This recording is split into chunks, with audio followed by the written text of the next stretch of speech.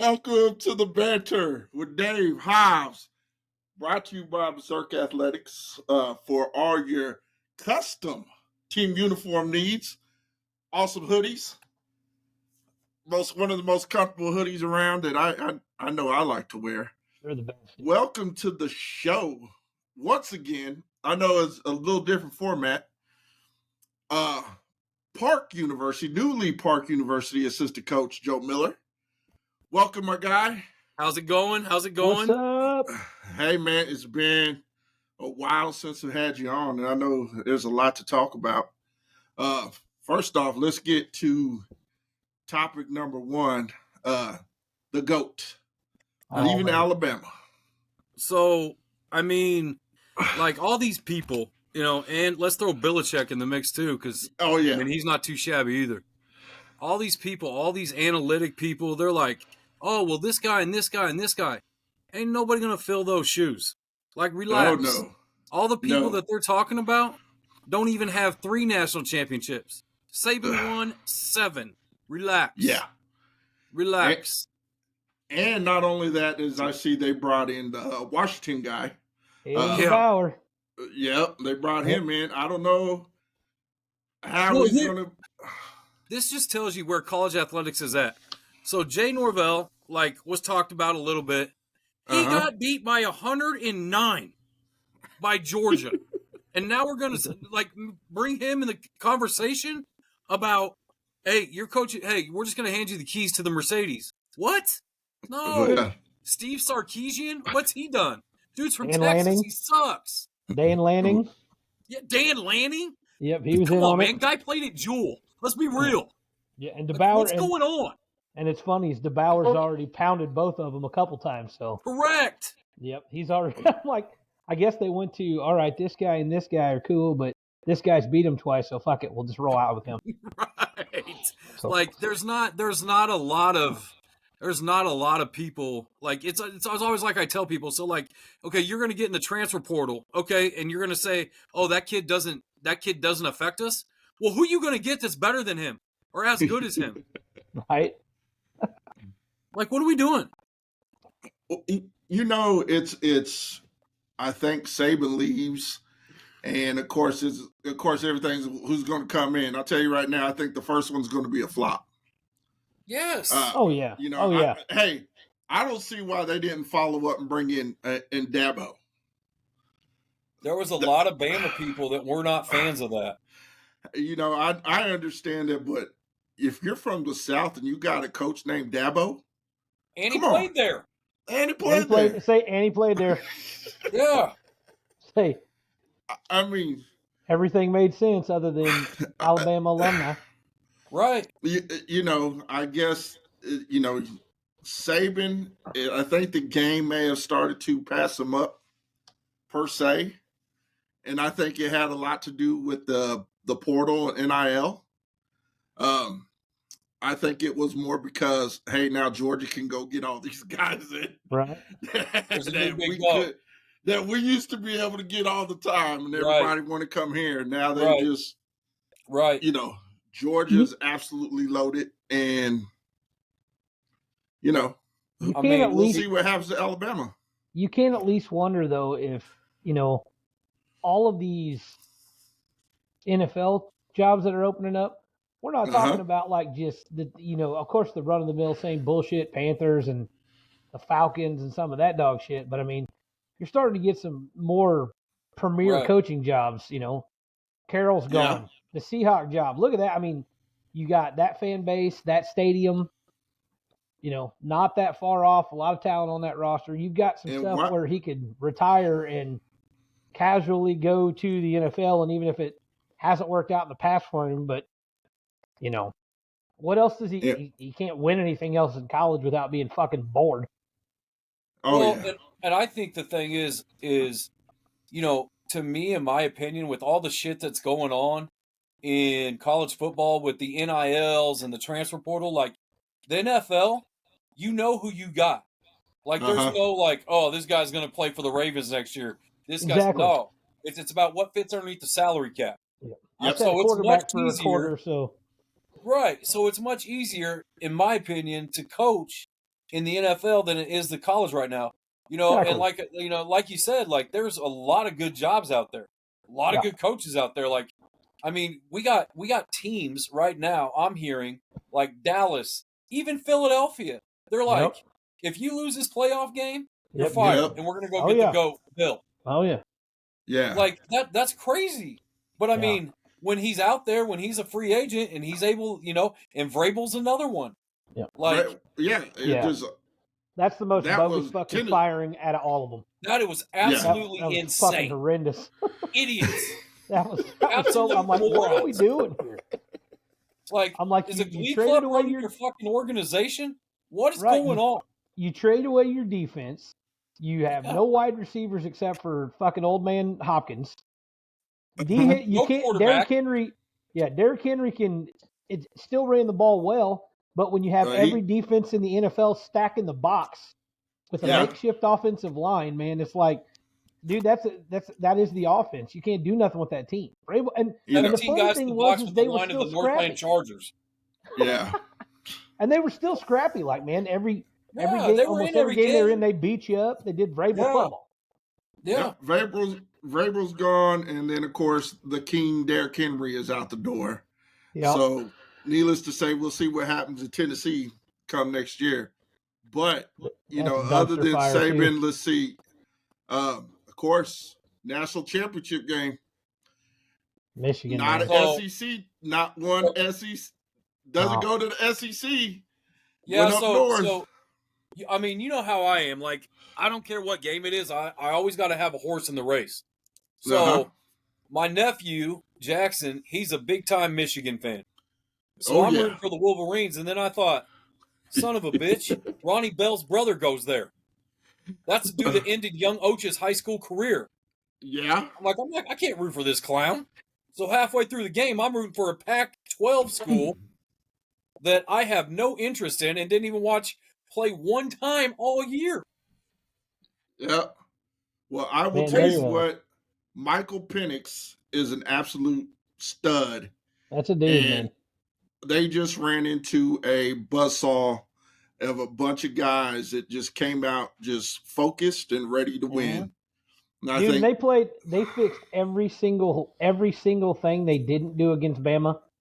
Yes. Like, Harbaugh had them ready to go, and they fixed it all. Like, they played complete football. I'm like, well, there they are. That's the Michigan team that if that showed up, it was going to be hard to beat for anybody. Unfortunately, I think he's going to be heading out the door. And then the Big Ten is going to end up being Ohio State's all over again. Yes. Unless the coach that took over while he was out steps up and can do what he did while Harbaugh was the OC, chilling. Offensive coordinator. Yeah, he's good, man. Yeah, he kept the ship going. A lot of passion. Well, since you got it on, I could tell who you're pulling for in the Tundra 2 game. Correct. Tomorrow between the Kansas City Chiefs and the Miami Fins. Mm-hmm. What are you expecting out of that?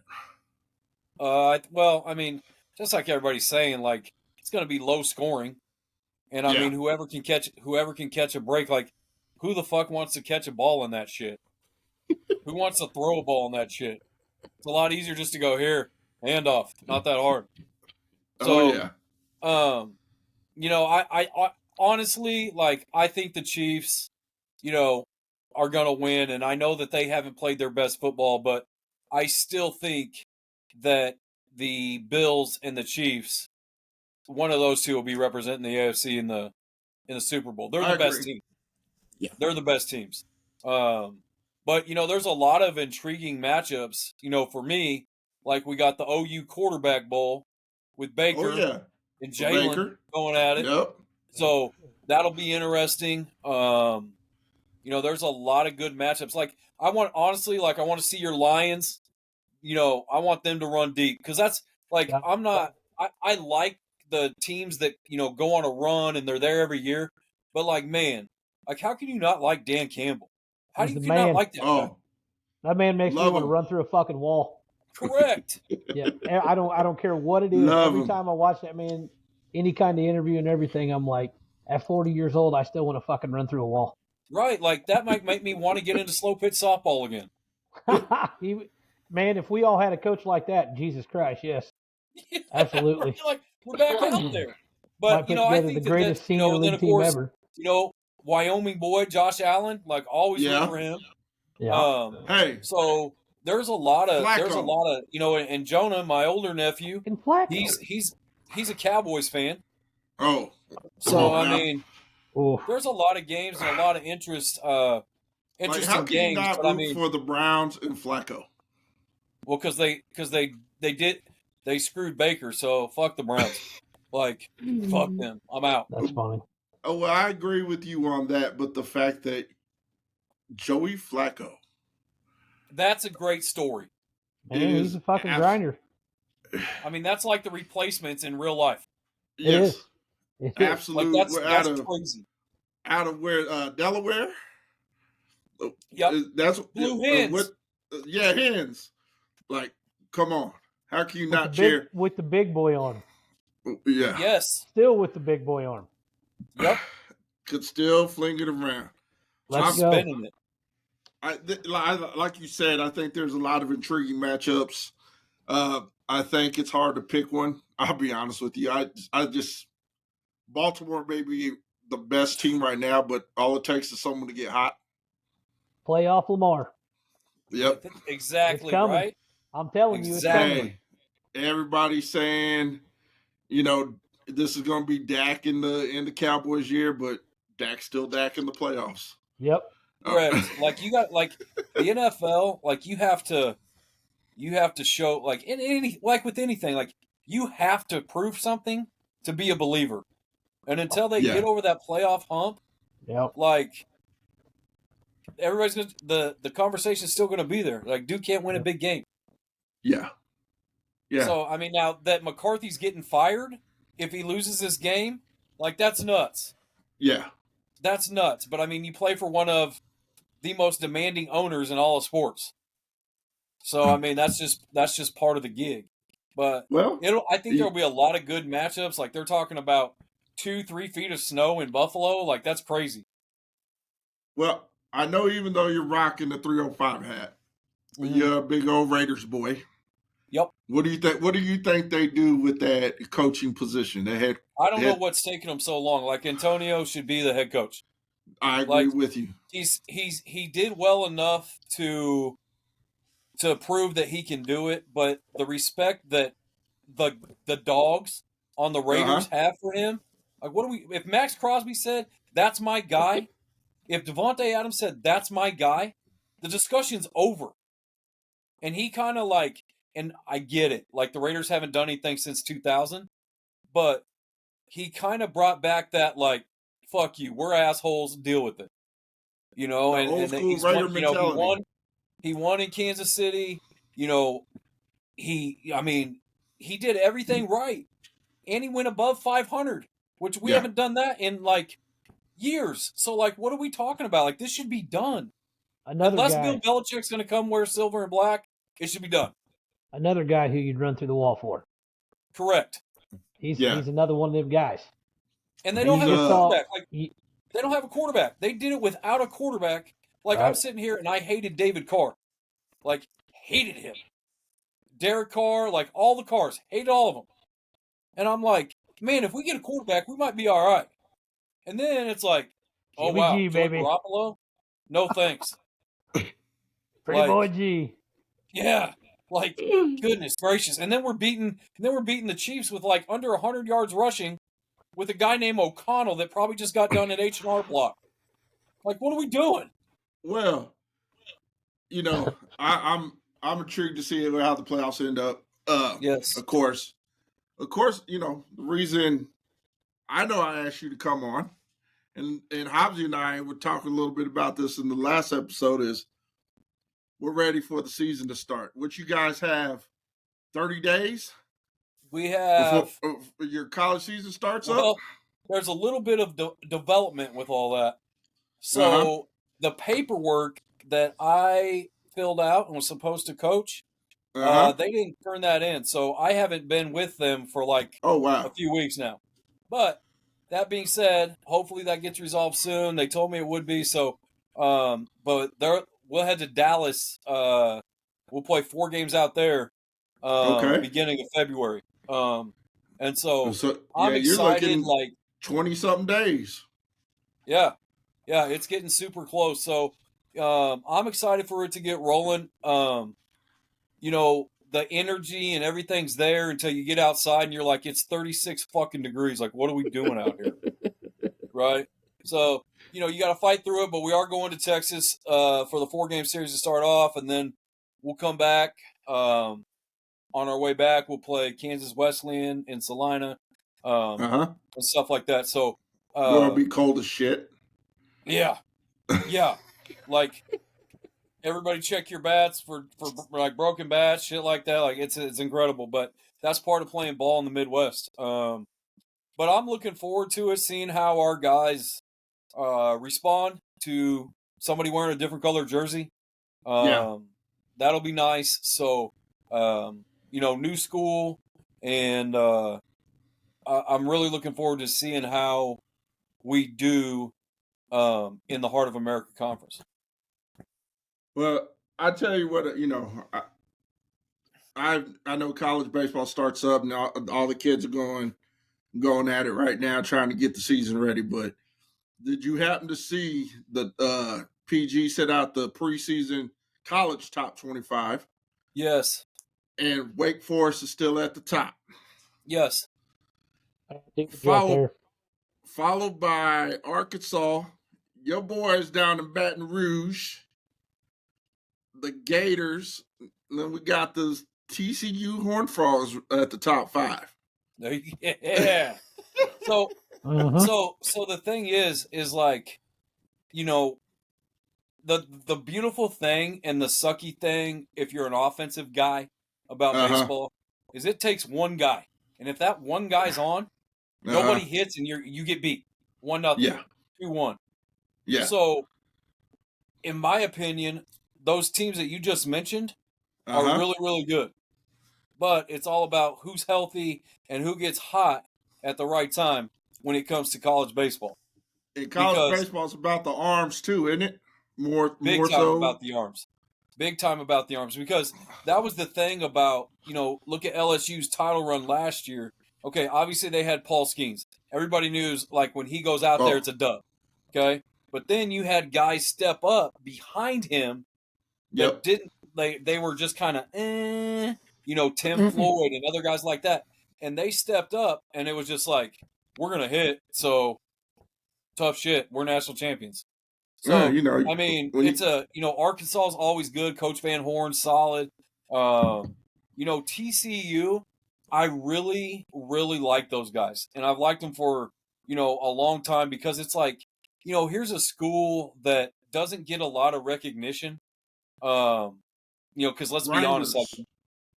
Yeah. They are that. Yes, they are. Yeah. They're in the Big 12 conference, which, let's be honest, not your juggernaut baseball conference. So, I mean, a lot of times TCU is overlooked, but they're always solid. Always solid. They just can't quite get over that hump to, get the natty. But I'm excited for I put it like this. What I see, I mean, at TCUs, they always they're kind of what you call them dirtbags. Because they're everything opposite. They're everything opposite of what Texas is. Yeah, Texas has that kind of top tier front, prim proper type guys. These guys just go out and play ball. That's why I've always kind of that TCU, they're just kind of nitty gritty. But it looks like you got TCU, Texas, and Kansas State in the top 20, and I know you don't like them, but the OSU Cowboys sitting out there in 22. Yeah, they'll be there for a week. They'll be there for a week till they get swept, and then you won't hear about those chumps anymore. But Kansas State. Yeah, K-State, they're this year they're going to be pretty veteran team with a lot of guys returning. So, and with the addition, the one thing about the people don't talk about in the Big 12, like, okay, I get it, football season just passed, now we're in basketball season, but like adding UCF to that conference, like nobody's talking about them. And I think they can be, a dark horse in the Big 12. So, and I think it's just crazy how, like I said, it just get hot at the right time. Because like in baseball, it's not like, you're a football coach and who's going to be at center, guard, tackle, who's going to play every position. Baseball, you don't know. Like, guy could be tight. Guy could go 2 for his last 14. So you don't know. So at the beginning of the year, you're always trying to figure out, hey, who are my top 12, 13 guys? Yeah. Who are my guys that have earned spots in the fall and winter to be my guys, my bullpen guys, my lefty guy, my starters in the spring. But, if they go out there and get shelled or walk at the yard, that can change in a heartbeat. Baseball and basketball, in my opinion, are very, as a coach, like field sports. Because you got all these people, all these KU fans. Oh my God, I cannot believe we lost to. I'm like, it is January. Relax. Everybody in the top 5, I think the top 3 teams lost that week, right? Top 3 teams lost last week. Yeah, so I'm like, what are we doing? Everybody's on the same board. Like, it happens. Like, relax. And I think people realize, it's the Big 12. Yes, UCF isn't from the Big 12 till this year, but you're on the road in conference play. Correct. And you're KU, and that's everybody's national championship. Everybody's biggest game. So, but I do have to say, I have to give Coach Cliff Godwin and the ECU Pirates. Love that hat. Ranked 17th. So, they're, for the smaller school, you got to give them, for being one of the smaller schools. And then let's see another one you have, of course. And UC Santa Barbara sitting there at 24. So that's what I think I love about basketball is the littler schools. Because we had talked about last week how you have Oregon facing Liberty in a bowl game in that, big school, little school type thing. And of course, Oregon showed you why they're the big school. Right. But in college baseball, it's a different thing. It's you totally throw that different. shit out the door. Yeah. Yeah, because it's it's like I tell parents all the time. I'm like, hey, like if every kid's going to go through a slump. Now, how you handle that slump and how he or she handles that slump is what matters. Because here's the thing. Hitting a baseball is the hardest skill in sports, period. You can't find another sport where you can be successful 3 out of 10 times and not only have a job, but you're in the Hall of Fame. Yep, that's true. I mean, it's just crazy how one guy can take over a game and just shut you down. And then like baseball, like we've all been there. Baseball, softball, it doesn't matter. Like our team will be hitting seeds all game long, and you got people out there laying out, making diving catches, and you're like, fuck us, man. Like, what is going on? And it's just not your day. And that's part of it. But the good thing about baseball, more than all those other, most of those sports is more times than not, you get to get up and do it the next day. Yep. So there's not a lot of time to dwell on your 0 for 2 or you had an error or you didn't get a bunt down or you didn't pitch well. Like, you're going to get another opportunity. Now, if you're a starting pitcher, you have to wait a few days. But if you're a position guy, more times than not, you're right back at it. So that's the beauty. One of the beautiful things about baseball is, next day, boom, get up and let's do it again. Yep. Short memory and back to it. Absolutely. Always short memory and back to it. So, I mean, that is, I think, to me, is one of the exciting things, especially about when college baseball comes around, is you finally, that love of the sport. I think college is at its purest form, even over major leagues. Because I think you just have a bunch of kids that are grinding it out day in and day out. So I'll give you a prime example of that.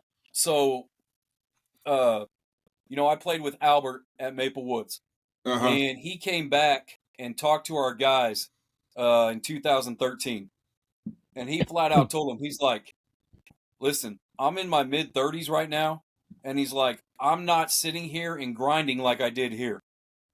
Like, Yeah. I swing until I feel good. If that's 12 swings, then it's 12 swings. I'm not sitting here for hours doing flips and hitting off a tee and da-da-da-da.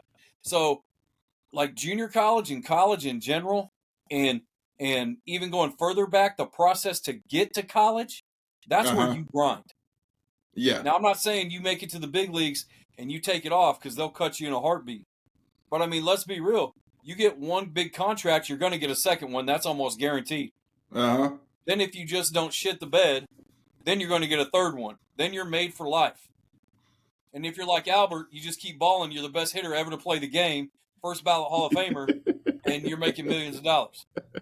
Like, what are we talking about? Oh, yeah. And I think that's why it's when you try to compare, like, try to get kids to understand that there's a different grind for every level. Yeah. I think when when you're a pro like Albert, who's done it for so long, like you said, he knows 15 swings, he feels good, he's ready to go. Mm-hmm. If he's not feeling good, he's going to take 50 swings, whatever amount till he starts feeling comfortable. Where in college, you have to hit and grind daily in that cage daily, taking tee work, front flips, and all that other stuff. Well, I mean, all of us know, like, so if Albert only takes 15 swings in a day, you think that hitting coach's going to go up and tell Albert Pujols, hey, man, that's not enough. He's going to be like, dude, I make more taking a piss than you do in a year. Go fuck yourself.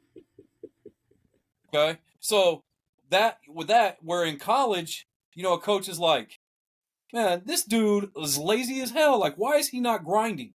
Yeah. Because, as college coaches, we want guys that love the process. Yes. And like enjoy the work or whatever. Not like I have to go to practice. It has to be I get to go to practice. I'm glad you said that, and I'm going to make sure that that I replay that for some kids, because that is the God's honest truth. And I agree with you that you have to love doing what you do and understand and love the process. Like, that was one of my favorite things to do, was to get in there and grind and hit and do all the extra stuff. Well, I mean, look at us. So, like, here we are. We're in our 30s, 30-year-old, mid-20s. Then we go to our old 20s. Then we go to our 30s. And we're hitting at berserk for slow pitch softball. Oh, yeah. Getting ready for a slow pitch softball season so we can go to Texas in February and not embarrass ourselves. Oh, yeah. And you mean to tell me that you can't do that when you're 10, 11, 12, 13, 14 years old? Like, what's going on? In my defense, I may only went in and took about 20 swings, and if I was good, I was good. You're on the Albert program. I think I'm the latter of those two there. we talk about enough swings in the cage. I probably fucking have a record for that shit. But what is some of your advice for any of those kids coming up who want to get to that next level, even from when I think about to even high school, then of course from high school to realize it's that high school to college level, whether it's JUCO, whether it's D3, NIAA, whatever it is, what kind of advice do you give those kids? So my best advice would be, when you're younger, play as many sports as you can. Sports as you can. Because, if you play hoops, high school hoops, or you do wrestling or whatever, like, we've talked about it before. Wrestling, you're going to find out how tough you really are. Absolutely. Because your body's going to get put in some poses and stuff like that it's not supposed to go in. Both of my nephews, they wrestle at Oak Park, and I hate wrestling season. As a matter of fact, one of them's wrestling at Staley tomorrow, the other one's wrestling at Tonka, and then Sadie Rose, the niece, she's got volleyball tournament over at Club North, so, I'm busy all day tomorrow. But, like, wrestling teaches you toughness. Football teaches you toughness. Yeah. Basketball, that's going to, like, movements, right? So let them play as many sports as they can while they're young. Yeah. And then once they get to, the high school level, and if they figure out, hey, like for me, it was my sophomore season. I'm like, what am I doing? I'm 5'11". I'm not going to play college basketball. Like, I can shoot, but that's it. So I'm like, I'm done. So then I just got, after my sophomore season, I just focused on baseball. And, you know, and I don't say that that's the right thing to do, but, you know, and until they say, you know, if they come up to you and say, hey, Dad, like, this is it, you know, like, I want to focus on this, then okay, let's do it. But until then, let them play as much stuff as they can. Most importantly, let them be coachable and let them fail. Okay? So, like, you know, you guys both have kids. I don't. Okay? So, but I got nephews that I treat like my sons and a niece I treat like my daughter. But the thing is like, you have to, unless they get disrespected by an adult or a coach, let them go through it. Yeah. Because it's better for them to learn how to, and there's going to be tears, and there's going to be like, they're going to drop the game-winning pass, they're going to strike out, whatever the case is. And it's going to suck to watch them go through that as a parent. But it's a lot better for them to figure out how to handle it and then when they get to my level, they're like, like, I've been through this, so I can get right back up. Yeah. You know, and I think that's the key when they're young, is like, hey, don't push them. If they don't want to work, then don't pay for them to don't pay $3,700 to go play for an academy. Yeah. Oh, I say, you don't want to work? Believe me, we're going to go play rec ball. Yeah. If they don't want to work, we're not going to play AAU basketball. Yes. Okay? Like, if we don't want to work, we're not going to go to the membership and these offensive linemen, these quarterback camps. Right? They have to show you that they want to do it. Yeah. Right? So I think that it's a give and a take as a parent. And parents, please, please, please make sure, don't make it about you. It's not about you. It's about your kid. I agree. If you're wanting your kid to go to Alabama and he's got a Missouri Valley work ethic, there's going to be a lot of fighting in that house. Okay? That is the best way to put it. I mean, understand, like where your kid's at. Do we all want our kids to play Division I? Do we all want our kids to make it to the league? Sure. But, like, let's be realistic about what's going on. Okay? It's very few. And even me, like, as a college coach, like, when I'm at Maple Woods, like, I'm just, you know, when I was at Maple Woods, I'm going to be honest with you, it was draft or D1. That's what we wanted for all our guys. But we knew realistically, with the talent level and how they developed and the numbers they put up, ain't no D1s knocking on that door. So we got to call D2s and NAIs. Okay? Yeah. So as a parent, like, just understand, like, let the kid enjoy the process and embrace the process. And then when it comes time to, you know, start thinking about college, if they want to do college sports, then, you know, you can push them a little bit more. But don't be too overbearing where they're just like, man, I'm out. Like, I'm done. I'm going to be a Fortnite nerd. Like, I can't do this anymore. You guys push me. I'm glad you said that, because I understand it. And I was going to ask your opinion on this, because you see a lot of parents that have a tendency to think that their kid is going to be at that next level at the age of 10. Mm-hmm. You know, I say myself, you know, like, X, just because he loves it now don't mean he's going to love it 3 years from now. Right. Like, what would you try to say to parents to say, hey, let's be real, you know, I know you say let's be realistic, but you got to lay off the kid. So one of the worst things that's happened in youth sports in general is putting these kids in divisions. Okay? And I'll just use baseball since that's what we're talking about.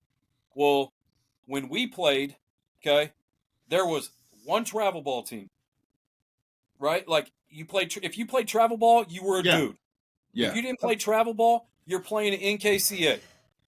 You're not good enough. Now, you write a check, and you're on 643 silver, or 643 blue, or 643 black. They got, I don't know why you got to pick on 643. Prodigy, Score, all of them. Like, what are we talking about? CE? Like, just because, and then they're going to put elite behind the name? Not elite, son. You're 9. Figure it out. Okay? So, like, my thing is like, understand where your kids ability is at, but when they started breaking up and saying major and AA and AAA, that's ruined everybody, really. Because the parents are like, well, Timmy hit 564 on Game Changer AAA, so we need to move to major. Who was keeping score? Come on. Timmy's dad. But now, right. so like, I mean, it's a joke. So that has ruined that, and then the fact that there's, in my opinion, like, everybody's playing every weekend. Well, when you're playing every weekend, you're Friday, Saturday, Sunday. Was gonna ask so then you you're this. only practicing one time a week, and so when are we teaching the game? Yeah. Because I promise you, these kids, like even my own nephews, they're like, "Hey, Boo, did you see so and so? Da da da." And I'm like, "Did you watch the game?" "No, I saw it on my phone." These kids don't watch games. No, they don't. They just like dudes. They just like players. Yeah, you got all these kids. They follow the YouTube's videos. They follow the Twitter highlights. Or see what they see on TikTok. Yeah, I like that guy. Yeah, what's his name? The TikTok stuff that gets put out. Because I know you and I have discussed this before, and I've said it is, and I mean, even the Hobbs and I kind of said it. It's not like when you're measuring velos and stuff like that. Yeah, you could throw 99, but how do you handle your curveball? Like, can you hit your spot at 99 or not just throwing at 99? And that's the thing. Like so much, and I'm not saying that all analytics is bad, but the game has become so much about analytics. And I'm just like, how about this? How about an analytic? Can this kid pitch? Can this kid hit? So, like we've talked before, like at all the, at Rio Hondo in California, at Maple Woods, at Park, at Avila, we had what we called 10 o'clock hitters. You put him in a cage, dude's going to look like a first-round draft pick. Rush. Oh, then the lights come on? Oh, sorry, he's batting 083. Sucks ass. Like, so, I mean, you can't go off of that. And then it's like, like we talked about again, I'm like, so parents, they get so wrapped up in the stats, sometimes. And it's like, your kid barreled 3 balls, and he went 0 for 3. How about his swing was really good. He just had some bad luck today. Don't get pissed at him because his average went from 427 to 286. Because those stats, I'm sorry, most teams aren't correct. Oh, well, so I mean, let them play, But I think the problem with youth sports is baseball. Man, there's just too many games, and there's not enough people that can go out there and teach kids the right way. Like academies, they have so many teams. I mean, how many of those coaches know what they're doing? Right. Those guys are dads. And hey, those dads that are stepping up to coach that team because nobody else would, great. But like, don't sit there and tell me that you're getting what you're paying for if a dad that has never played the game before and only watched it, or only played in high school, or didn't play sports at all in general, is coaching a team. Like, don't tell me that you're getting the most bang for your buck. And that was like what you're saying. That's like a few years ago, I can't remember how long ago it was, but there was one year where I just got pissed off about the youth baseball circuit, and I was just like, fuck it, I'm going to just shut everybody down. And I had 10 bomber teams. And because I knew that I was going to teach all of them the right way. I mean, we had 6, we had 8, we had 2 9s, we had a 12, we had a 14. Like, we had all age brackets. And I wanted to make sure that everybody was, doing it the right way. And you know me, like, I didn't get paid for any of it. I don't believe in that crap. So, I mean, it's just too much. Like, there's too many teams, there's too many games, there's too many tournaments where you can just sign up and they're like, oh, if you qualify, or you write a check, you can come to the MVP state at Cap Fed. What? Just another $7,000. MVP state. Yeah. And then you look and everybody's from Gladstone and Liberty. Like, oh, I didn't know Missouri was that small.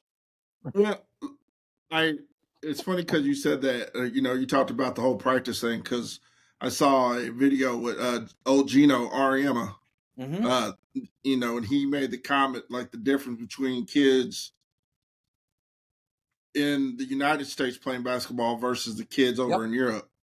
And he said, you have kids in the United States who practice one time a week and play, 20 games in a weekend. Then you have the kids over in Europe who practice 4 days a week and play one game on the weekend. And you wonder why they come over more developed. Exactly why. So I agree a lot of what you're saying is saying, that we got to get them reps and I'm about that too. We have to put them in like we expect them to go out and perform every weekend, right? Yes. Because as a coach, most of the coaches that coach, they're like, well, the best kids are going to play. If you don't hit, you're not going to play. Yeah. It's hit or sit.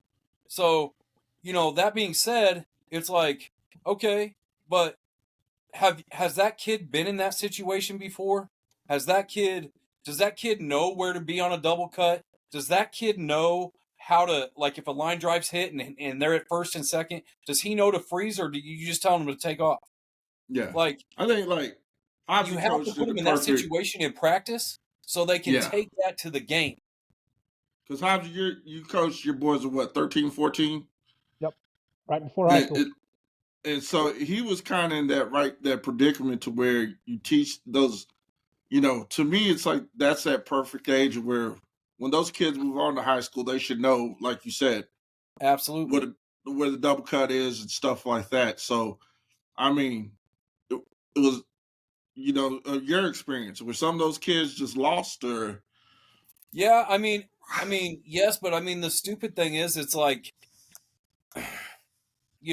I coached at Winnetonka for 2006, 2007 before I got into college coaching. And it was amazing to me how many kids had never been taught like how to take a lead off of first base. It's just shuffle, shuffle, shuffle as quick as I can, and I'm ready. And I'm like, what in the fuck is going on? Like, how do you guys not know this? You're 16, 17 years old. Yes. Like, how are we not? How has this not been? But the problem is, you talk to other high school coaches, and they're like, it's amazing.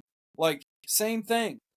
And then so practicing situations, in games and stuff, it's like you have to pound that in at an early age, but understand the skill level that you're coaching.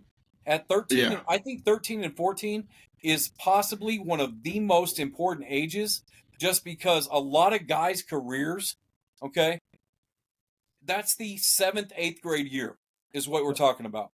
Well, if they don't make their high school team in 9th grade, they might quit because they're embarrassed. Yep, exactly. So that's it. They don't play anymore.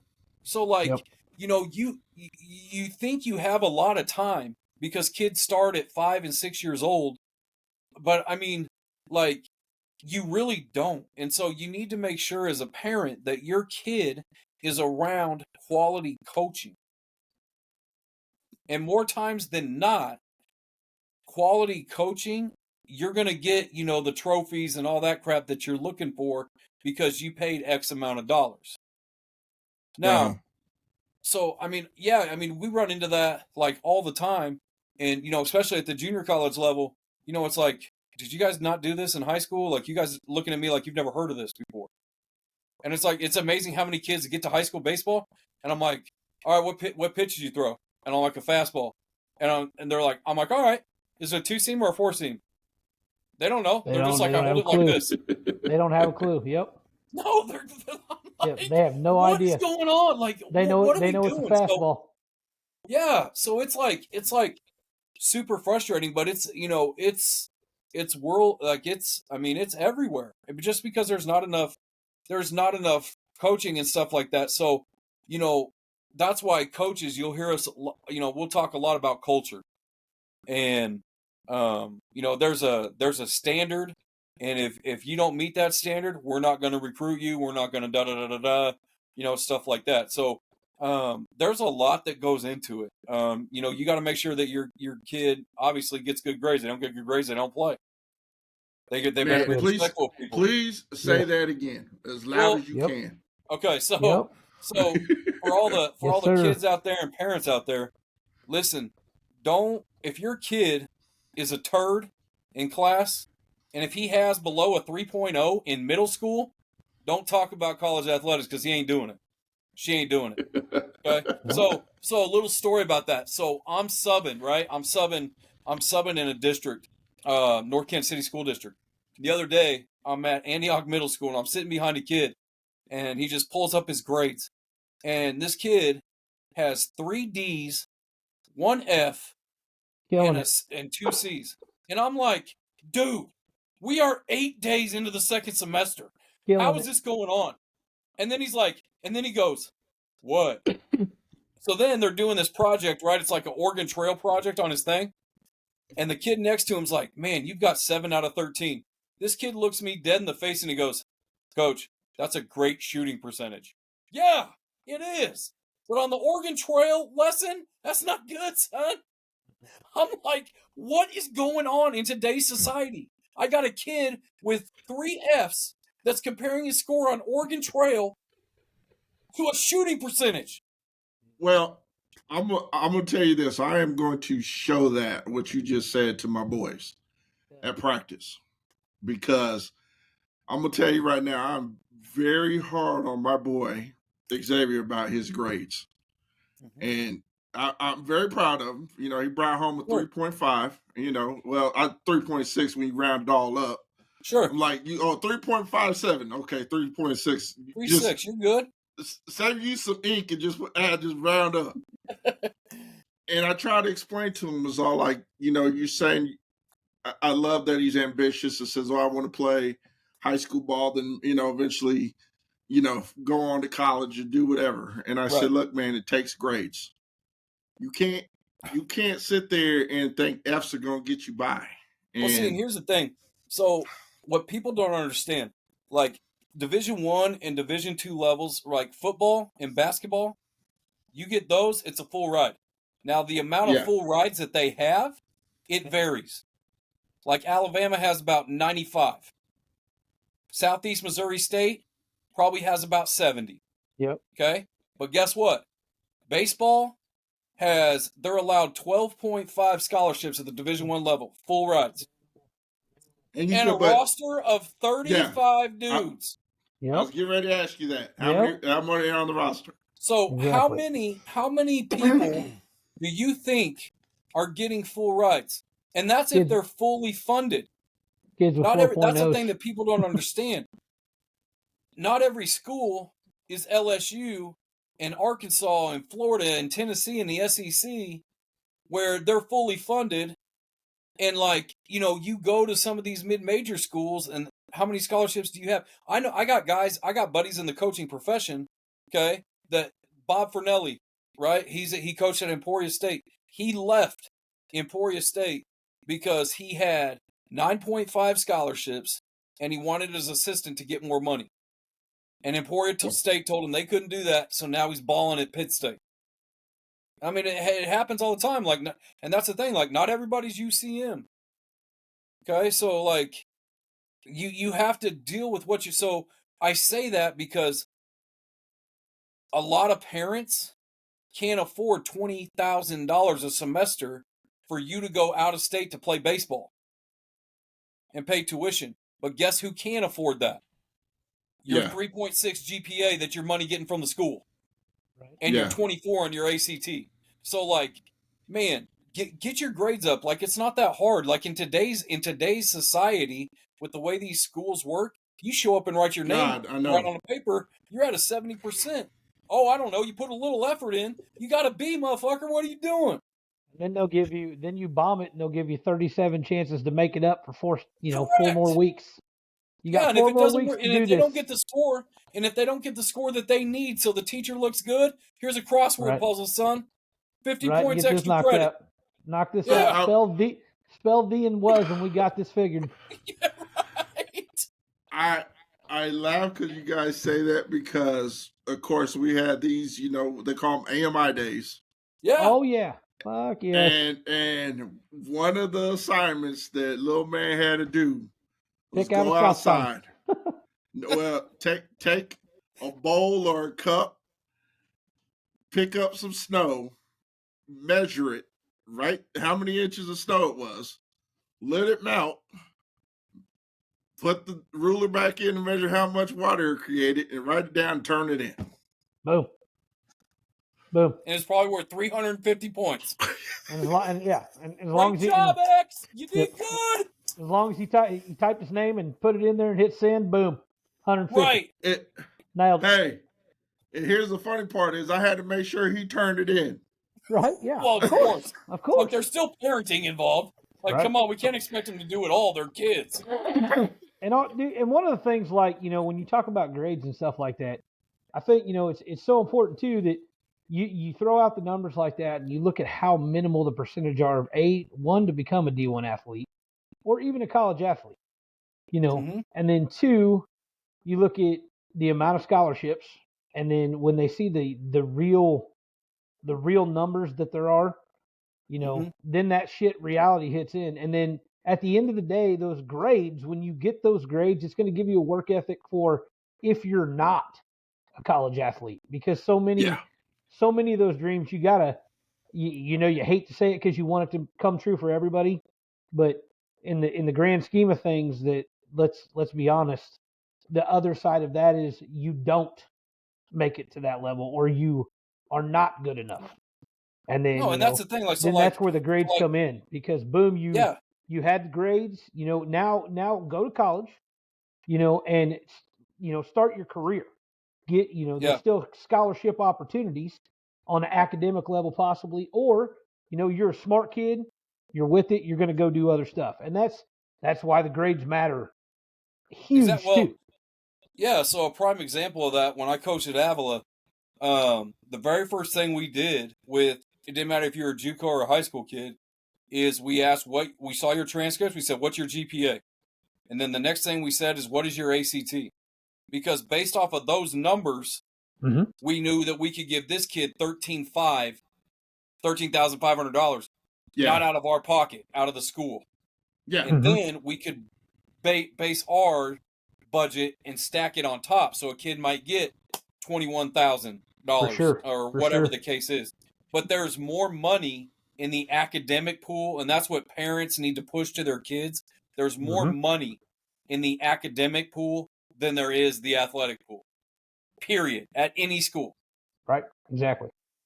When you talked about parents real quick, one of the things I wanted to say that I thought was funny. So, when you talk about with the baseball coaching and stuff, there's so many dads, and then there's baseballers. And what's funny is I always got a kick out of when we were talking about the coaching thing is, you look at the three of us and you see three big bearded bellied men, and that image sticks out. Joe's lost weight. Oh no, he's looking good. But I still got a gut. Don't kid yourself. But you know what I mean? But you see us, and it's like, all right, there's I can't imagine the amount of baseball knowledge between the three of us. But then you've got dad that was an athlete in high school that looks the part, wears the Nike socks, still looks like the kid, has the flat bill, has the wristbands, and the joggers, has the coaching stuff, is already ready, has watched 17 fucking YouTube videos this week. We're gonna hit with the towel, we're gonna hit the wiffle balls, we're gonna do it all, and at the end of the day, he doesn't know shit. Right. But it's that it's that look, man. He's there because he thinks he looks like he knows what he's fucking doing. He's got the Under Armour Evo Shield pullover on. So and then you see, I always called him. I called him when I coached. I'm like, we got a lot of dads here, and I go, but we got race car dads, not baseball dads. Exactly. Yeah. I think the funny that you say that is because I'm gonna go to a situation we faced in the fall. In a game, we had, we were. Oh, at the time, I think we came back, got up one. They came back and tied. The other team was the home team. The next batter gets on third. We got 2 outs. We got 2 outs, a guy on third. And I told him, hey, put the next 2 on. And some parents couldn't understand that and understand the Because- baseball side of it. And I'm sitting there trying to tell my boys, at 12 years old, hey, you got to push in, you got to play in because the throw has to go home. Exactly. And they're not understanding is, anything could happen in that situation. And then you have to explain to them, why a little blooper got over the infield and they end up winning the game. I'm like, so it's funny that you say that because obviously, at the youth level, I think once you get to the 13, 14-year-old age, this kind of goes out the window. But when you're coaching 6 through 12, you do some stuff like real baseball. But like in that situation, you're loading the bases with 2 outs. Why? Because your kids can go to any base. Yeah. Because your kids can still throw it in the dirt or overthrow the first baseman.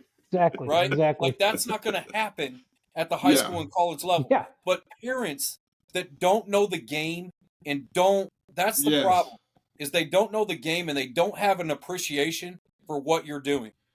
And so what happens with that? You load the bases, little Timmy gets a hit, and mom and dad are in the car. Well, Caleb, it's not your fault. If Coach Dave wouldn't have loaded the bases, we wouldn't have been in that situation. Exactly. Fuck you. Hey, go play soccer. We're not going to talk about we're in that situation. We're not going to talk about how many thrown errors we had to get put in that situation. Right. Exactly. Well, we're not talking about that. We're not going to talk about how a kid got walked. First 3 batters would walk. I mean, see, and I think that's the thing is one of the things that I enjoyed. Like I had a really good group of parents with the Bombers, and they trusted me. And like I just told them up front, I'm like, listen, I know more than anybody in here. I've coached college baseball for 20 some odd years. Like I've been through it all. I'm not going to do anything to hurt your kid. I don't go to your office and question the way you do your job. Don't question me to do mine. Because if you do, it's not going to be a good conversation. Now, did the Bombers lose games? We might have lost 1 or 2 in 23 years. Yes, we did lose some games. Okay? Well, but I'll tell you this.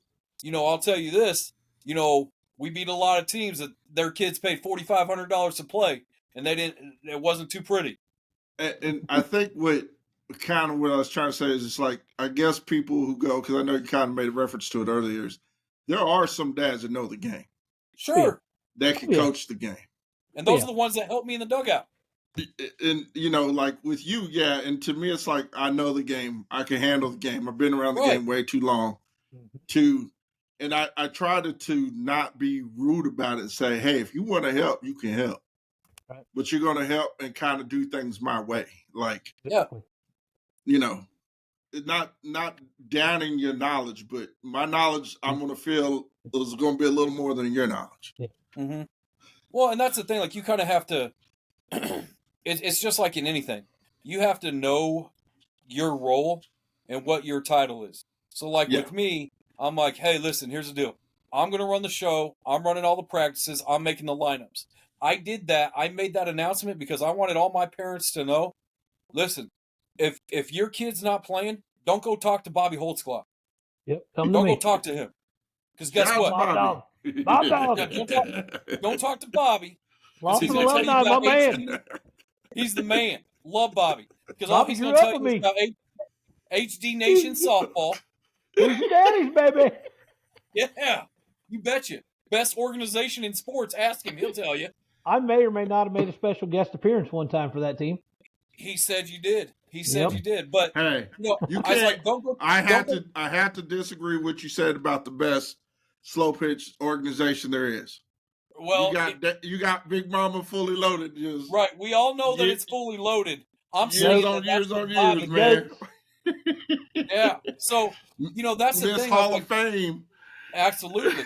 And that's the thing. I had to tell the parents. I'm like, don't go talk to Bobby. He didn't make the lineup. So if your kid's not playing, and I even had a rule like, obviously when they were 9 and 10, that was a little different. But once they hit 11, I'm like, hey, if your kid's not playing, I'm not talking to you. Yeah. I talk to the kid, and then they'll tell you why you're not playing. And if they don't like what they heard, then I'll talk to you. I'm not talking to you first. Where do you think coaches now, young coaches, are with these young kids, 12, 13, 14-year-old, that need to draw the line with parents to say, you have to understand that now is the time to your kid has to learn how to earn it. To going, trying for positions, understanding that, just because 2 years ago in kid pitch you were top of the lineup because you got hit 50 million times and you were always on base. That now it's about, okay, can you swing the bat? See, so what I did is I said, listen, I understand that everybody here paid $1,000 to play to be part of the Bombers team. Okay, I understand all that. So at some point, your son is going to play in the tournament. Yeah. But I'm telling you right now, when it comes down to the crunch time, like, I'm playing the best 9, period. Like, I'm getting you ready for college. Guess what? Not everybody plays in college. Yes. There's bench guys. There's role guys. So, like when they were 9, 10, 11, when my nephews were 9, 10, 11, 12, we batted everybody during pool play. And then come championship Sunday, we're rolling with 9. And so I think that you have to be able to mix it in because there's that money issue. And because travel balls become so expensive, you can't sit. I mean, you can, but a lot of people don't do it because of the backlash. But in my opinion, I think that everybody should get the opportunity, especially when they're younger.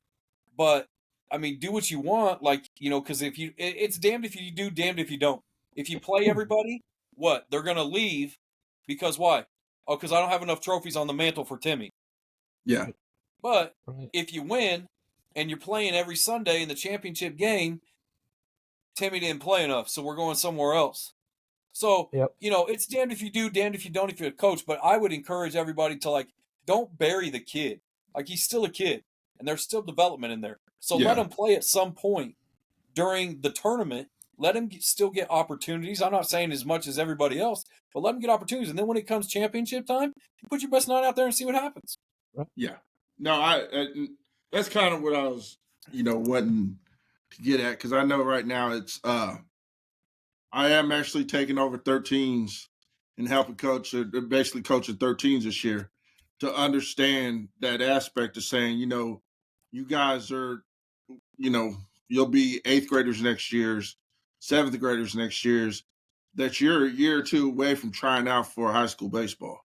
But you have to understand that if you move on to high school baseball, that you're not going to have that opportunity. You may make the team, but you're going to be a freshman sitting behind a sophomore, or a freshman sitting behind a junior, or a freshman sitting behind a senior, and you're going to have to earn that playing time. Well, so I mean, and here's the thing: now that we're talking about high school stuff, that people need to understand, parents and players. Okay, parents on a that play school ball and then they go to their travel ball. We'll just use 643 for example.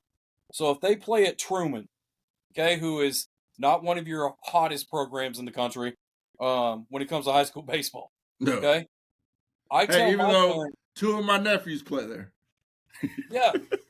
Yeah, aware, and the best junior shortstop in the country, former Bomber, no big deal, CJ Dean.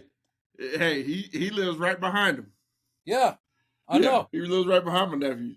And Nick finally gave him enough cookies that he went over there to 643 or EKC or whatever the hell they're called. But the thing that I tell my parents is, don't come to me and gripe about your high school coach or gripe about your high school team. And the reason I tell them that is that man or that woman, whoever's coaching that team, they didn't ask to coach your kid. They're coaching your kid because you live in a damn house, because you're at a certain address. He didn't handpick you like I did. Right. So don't talk to me about high school coaches and how bad they are. No. He's only he's dealing with the hand he's dealt. I picked mine. Right. That's why we win all the time, because I picked mine. He didn't pick his. So now that you said that, has the time changed from, say, myself, you, and Hobbs, when we played high school ball, different from now compared to now that you got club ball, travel ball, all this other stuff compared to high school ball? It's changed a lot, because the thing is and it goes back to the travel ball thing. I think if you want to be really, really good, you have to do baseball or whatever your sport is a little bit all year round. Like, you still need time off. Like I said, play as many sports as you can. But, like, when we're playing travel ball, like, I played for one of the top teams in the country when I was in high school. Okay? Yeah. We traveled all over the country. We all had private hitting instructors. We all had private pitching instructors. And now but we still practiced. Like, instead of playing video games, we went to wherever park we went to and we played Indian ball. Or we pitched to each other or hit each other ground balls, fungos. Kids nowadays don't do that.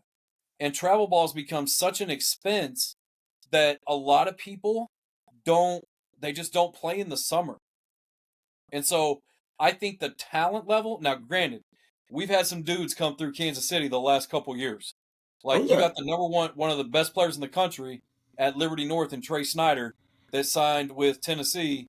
I don't know that he's going to go there, but, you've got guys like, and you've had guys, like Alex Lang and a Tiger, and, you've had guys like that, the Kansas City area has been really blessed in the fact that, like, we've had some really good talent. But you look at those kids, who do they play for? Yeah. All the top travel teams. Right? So I think that the lack of playing in the summer with a lot of kids, and they just don't want to. They want to get jobs and make money so they have, money to go on dates with their girlfriends and stuff. So I think that high school baseball it's pretty top heavy. Well, perfect example for that. If you think what he's saying, perfect example of that. So, Lawson's a 2A school. Right. Or 3A in baseball, I think now maybe. But you look at theirs. So a couple years ago, they had some success. They got third in state. Last year they got knocked out of districts in the first round, upset. They have a couple dudes, but even and when I say a couple dudes, the two dudes they have traveled, and that is all they do.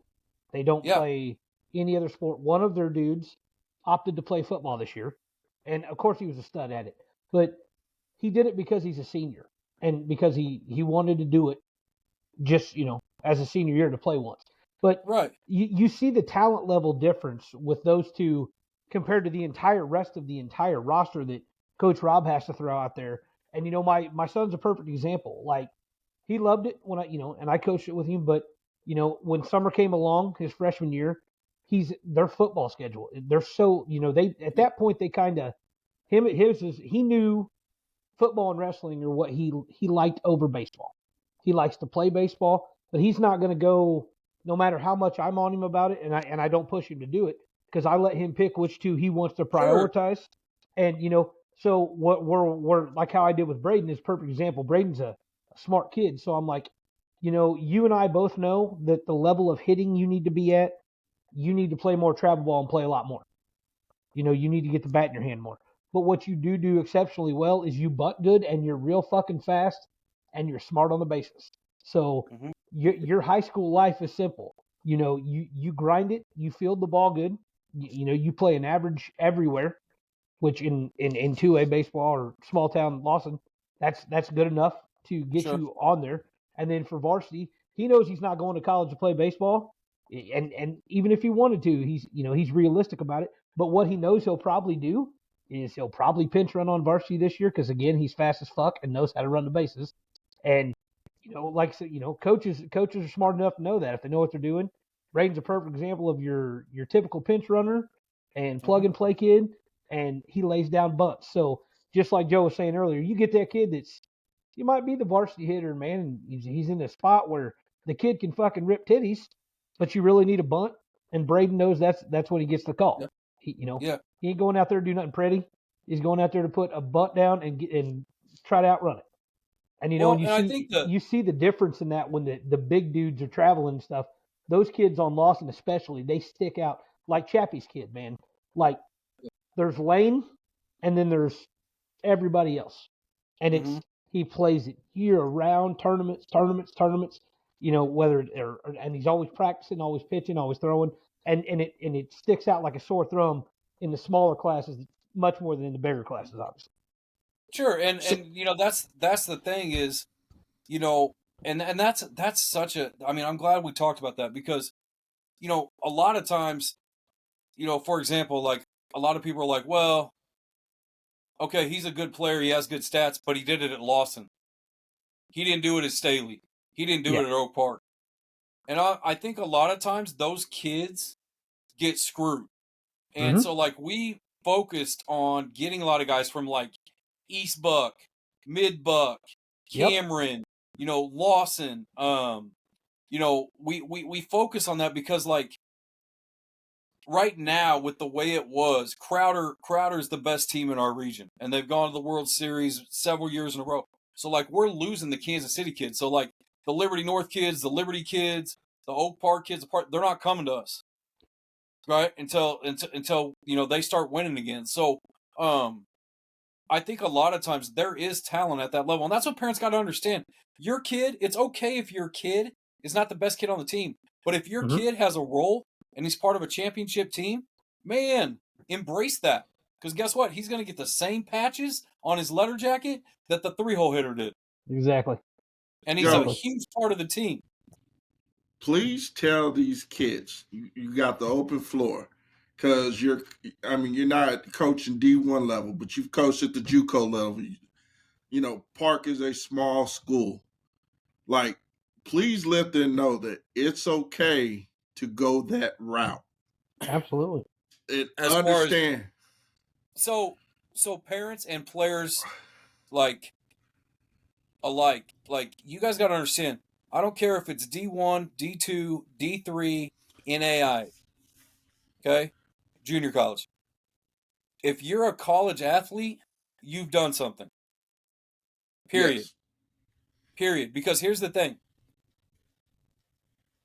When you get to college, okay, there's and it's like I tell our parents, I'm saying, okay, so like just an example, and these numbers aren't on by any stretch of imagination, but just to give you that. So when you start at 5 years old, there's millions of kids that start playing baseball.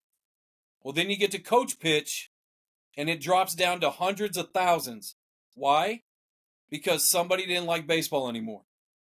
Then you get to kid pitch, and little Timmy got hit, so the number gets smaller. Then you get to travel ball, and little James got cut, so the number gets smaller. Then you get to high school, and little Billy got cut, so the number gets smaller. And guess what?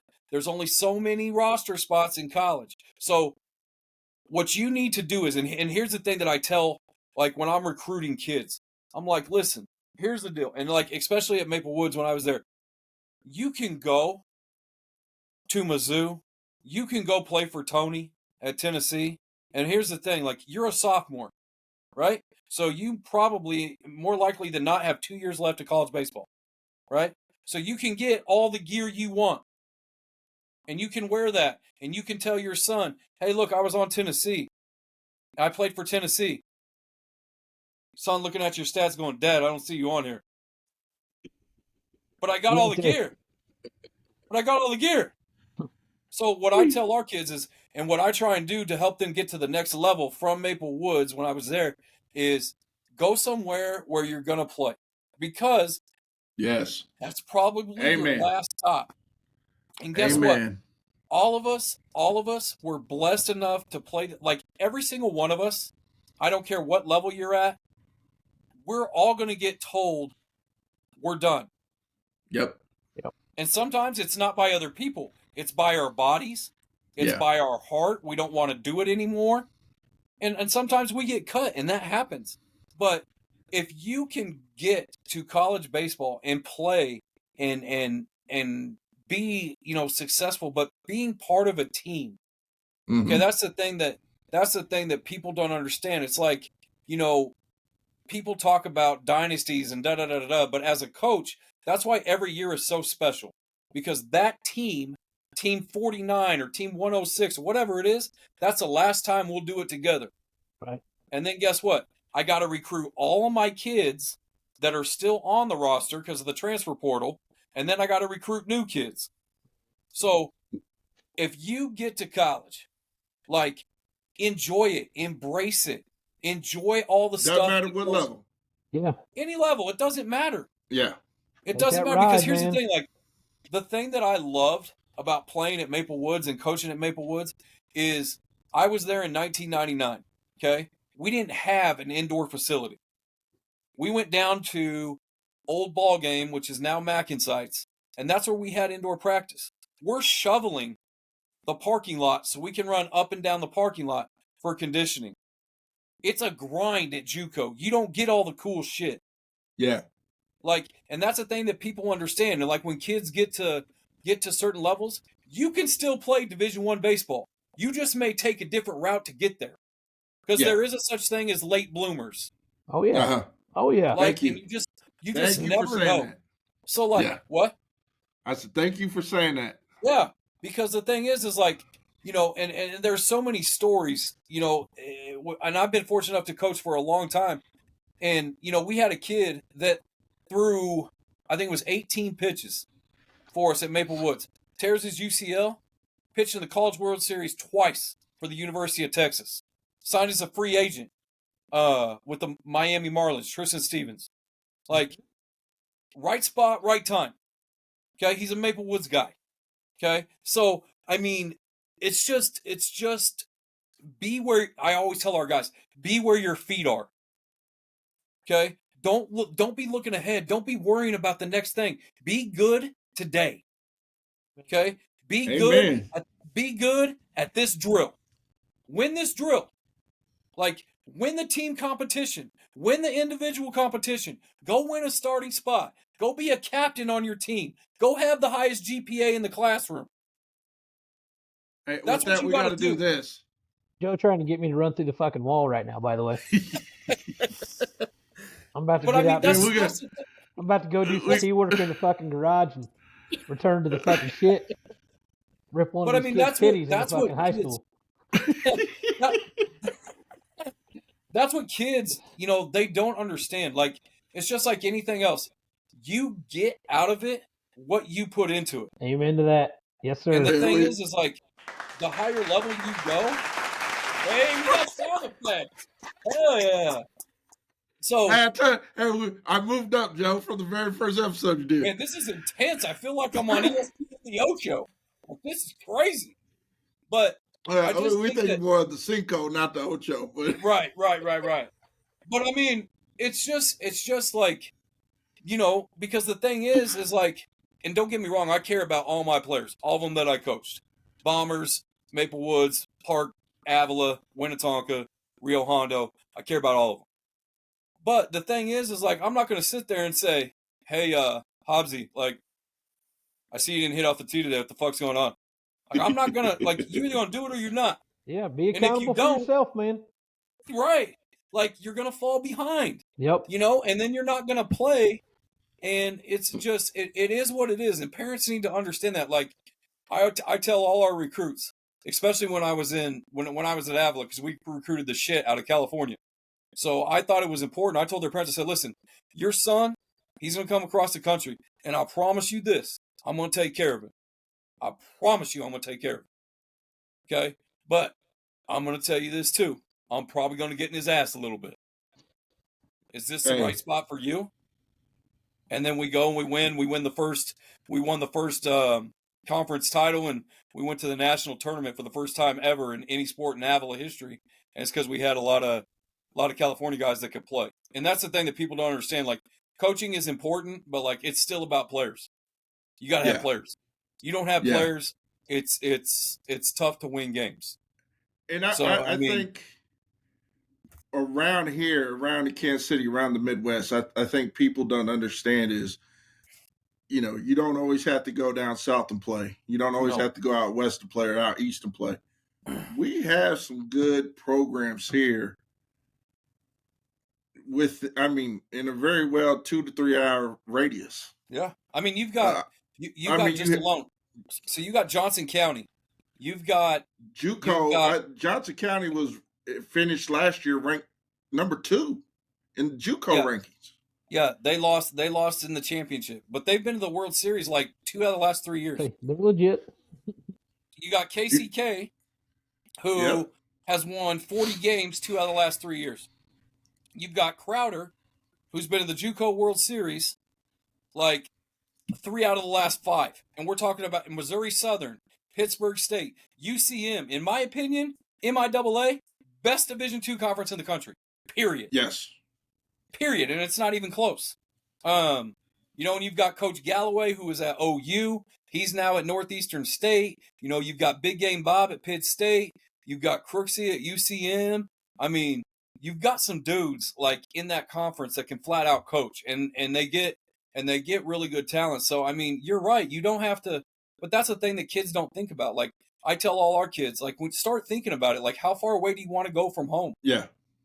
What's too far? You even think us being Missouri, the East over there in the St. Louis area. I mean, they have great baseball out that way. I mean, there's great baseball around. I mean, it's, I think kids nowadays are so gung-ho because they think, and I kind of say this a lot because I think like PBR and PG do this, so we're going to rank kids. Yeah. And they got kids. I'm like, you're committed at 14. Like, yeah. But for the realistic kids, it's okay to go to Johnson County Community College. Hell of a program. It's okay to go to Maple Woods. If you're hell with them. Well, you get recruited by Coach Joe Miller up, Come my way. Don't tell me no. Come the way. It's like we can make you into a ball player and help you continue playing what you want to do. And that's you look at it. That's the key. Is like it's all about a puzzle piece. So like we only have so much money, so much scholarship. So we may not be looking at your position. It's not that we don't think you're a good player. We just don't have a spot. And parents need to understand that. Like, hey man, he had a pop time of 1.918. Well, we may have 3 catchers that can do the same thing. So we're not going to give money on a catcher where we know that all these other schools are going to take you because they'll have money for a catcher, but we don't. So we know you're not going to walk on. With kids, I mean, there's a lot that goes into it. And that's why I would like to, at some point, I just don't know how to do it, is go around to these academies and even like individuals and just tell them like, hey, this is how recruiting works. This is what you need to look for. This is what, because the thing is like, I tell all our kids, like when you go on visits, right? They'll go on a visit to these D1s and D2s. It's like, did you like the coach? Did you trust the coach? And they're like, yeah, he's a pretty cool dude. Da, da, da, da, da. I didn't ask that. I'm not asking for like, dude, like this dude, like that's who you're going to end your baseball career with. Do you trust him with that? And, so then they really think about that, so, I mean, it's a tough decision, but there's just, like I tell our guys, if you're comfortable with him and you trust him, then that's the key. And you got to look at it too, as you think about it, is so many, and especially when it's crazy to think that you have to let players know that it's okay to go to a JUCO or it's okay to think about it, like they've got to be, one, they got to hold themselves accountable. 2, they got to find the dog in themselves to get to that level and stay the course. And and the big thing too, there's they got to block out that bullshit outside noise. Because that's where that shit comes from. What how many fucking haters are you gonna have along the way with that? So you're gonna go to a JUCO, and that shit matters, man. When you're at that age, your influence still. Those kids, they gotta block that shit out, and then go to what you're saying. When you go get recruited, or you gotta clear mind that shit out. You gotta block that bullshit out, and like, is this a good fit for me? Is this where I want to be at? Am I gonna be able to consistently have health, body, and mind? And barrel the ball up or fucking come out here and throw fucking BBs every day. And do I want to go to war with these guys? Because you might find that you don't want to fucking do that, so you want to know what you're doing. Right.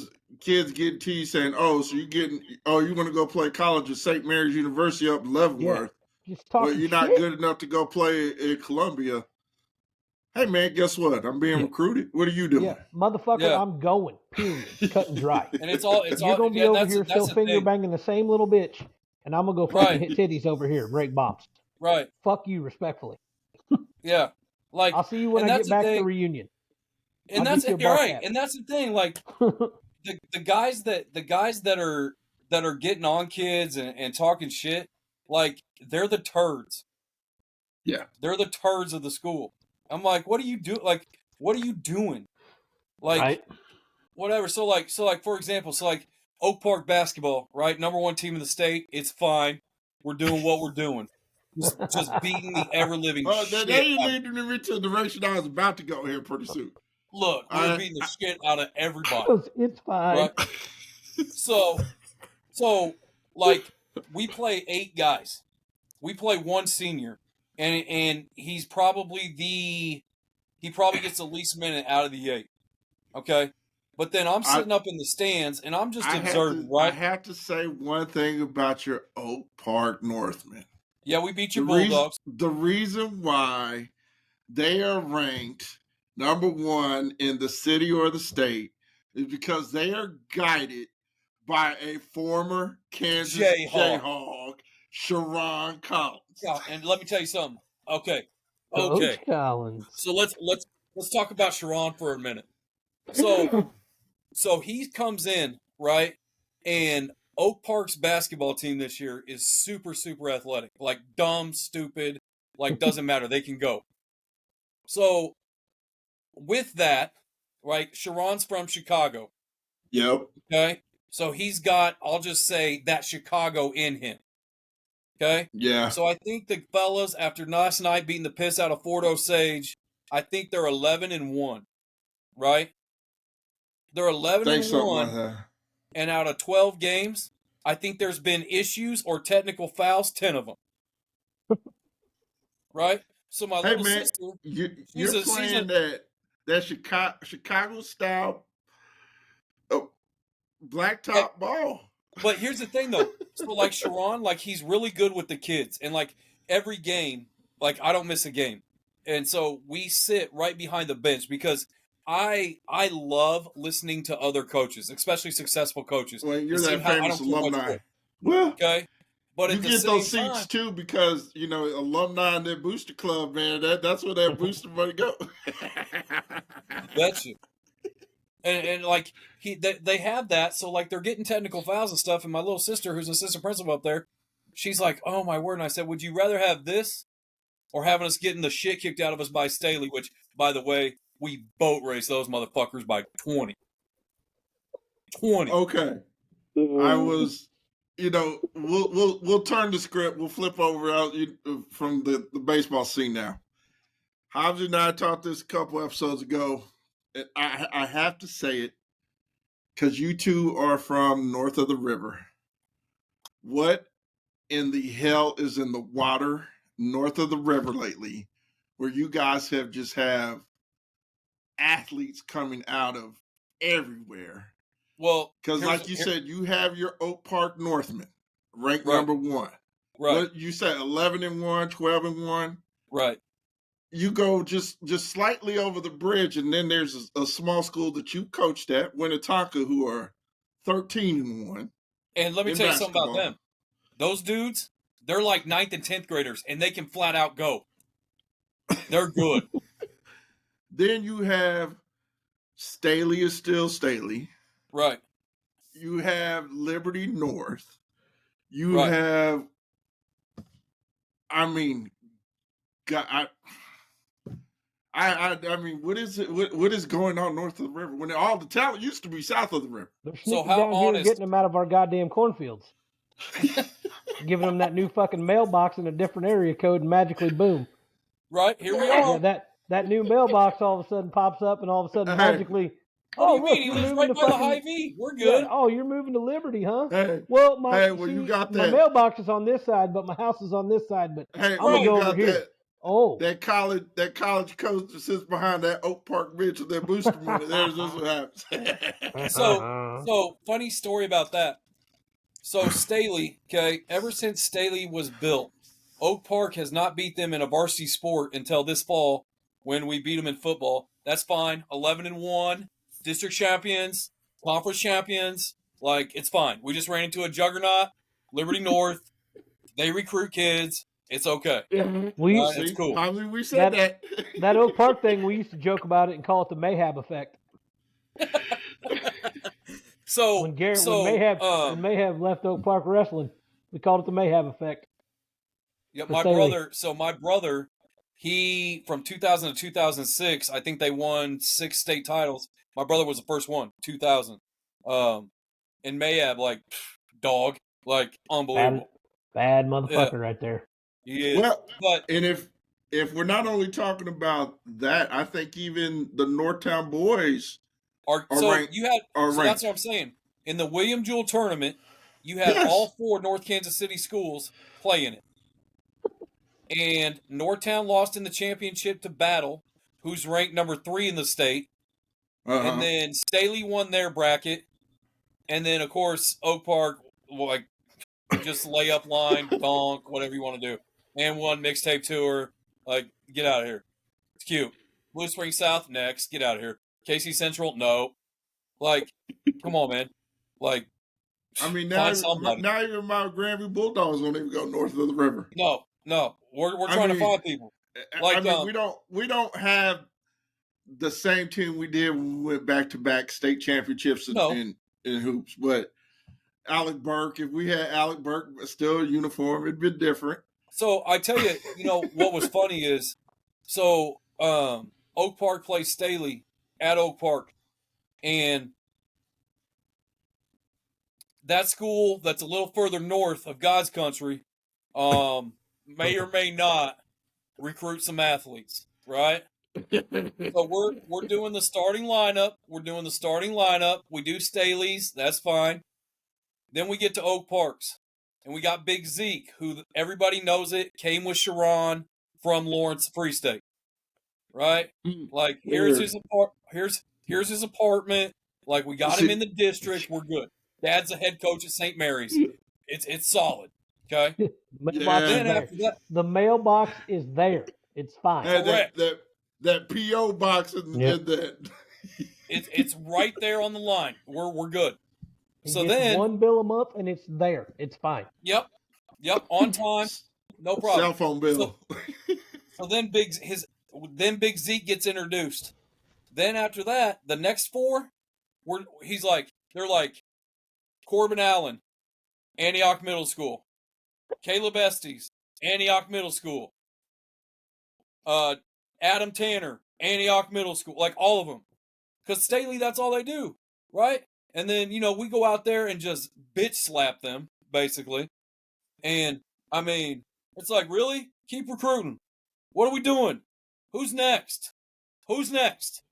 Like, Joe, high schools don't recruit. Never. That's what they say. North would never bring anybody in there. Hey, that's weird. Kid gets kicked out of St. Pius.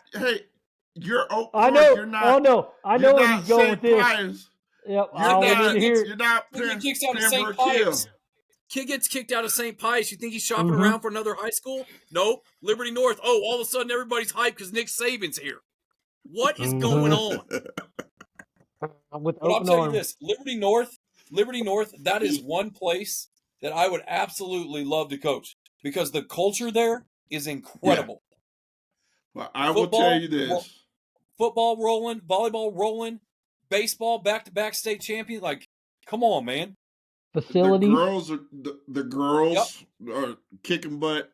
And you say Liberty North, I will tell you this, the one and very only Dana Braden's nephew. Yep. Saw him. He has yet to make his college decision. Correct. And, just the kid that gradually grew up. Now he's like 6'5", pushing rhinos out of the way and slamming down some baby elephants. Picks up Dana's truck and moves it over for her to get so she can get out. Yeah, they're a juggernaut. They got grown men playing. Now, here's a question that like Hobbsy and myself said. Like how come is it that Liberty was a juggernaut till Liberty North came around? Goddamn, it's just like Chick-fil-A. That's what happened. Fucking Chick-fil-A, I'm telling you. So it's just I tell people all the time, if Staley wasn't being built, nobody'd be talking about anybody but Oak Park because we'd win everything.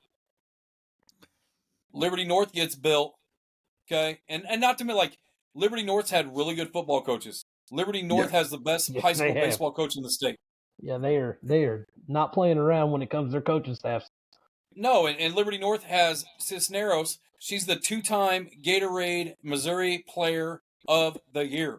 Yeah. Like, there's athletes. But again, that goes back to, and I don't mean this in a bad way, but there's money there. Oh, yeah. So those kids are playing on the top teams. They're getting, the right coaching, this and that, and the parents care. They want their kids to be good. But the culture there is like, like Trey Snyder, he's a dog. I mean, Ty Wisdom at KU, he'll be a freshman this year. You got Bo Jonas, catcher, Wichita State. I mean, Tate McGuire's at Arkansas this year.